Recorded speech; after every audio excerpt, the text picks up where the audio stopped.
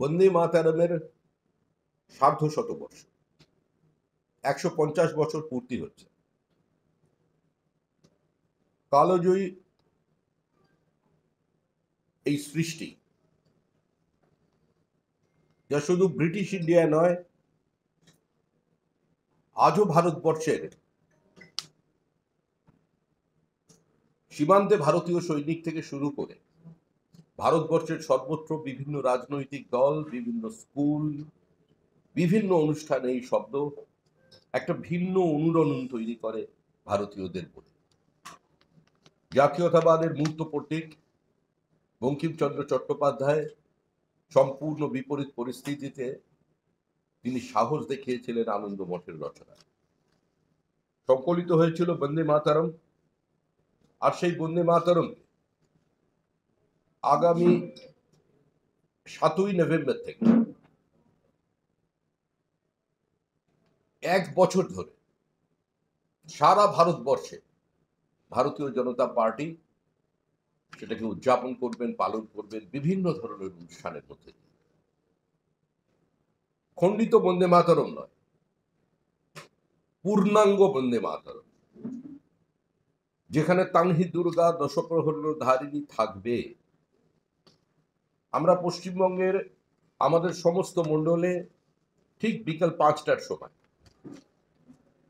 সমবেত বন্দে মাতরম এর আয়োজন করা হয়েছে।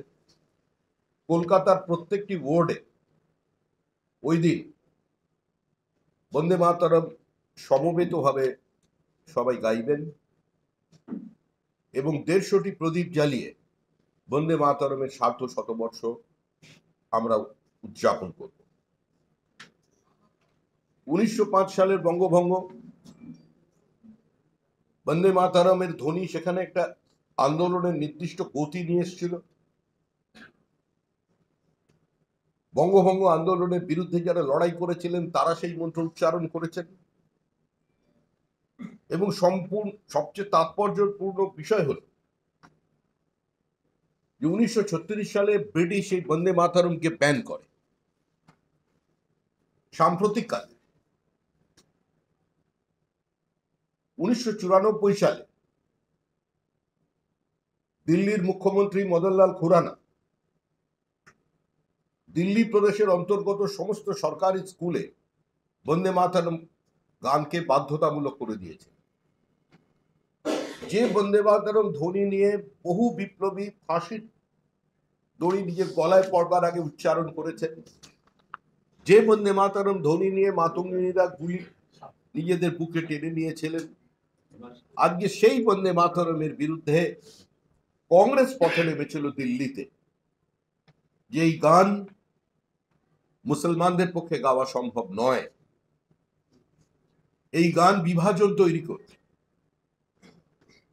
কংগ্রেস প্রতিবাদ শুরু করে সারা রাজ্য জুড়ে। সেদিন আমাদের রাজ্যের মুখ্যমন্ত্রী বর্তমানে যিনি আছেন তারও কবি মন আছেন, তিনি একজন স্রষ্টা, তিনি গীতিকার, তিনি চিত্রকার, তিনি সেদিন কংগ্রেসে ছিলেন, তিনিও কিন্তু কোনো প্রতিবাদ করেননি।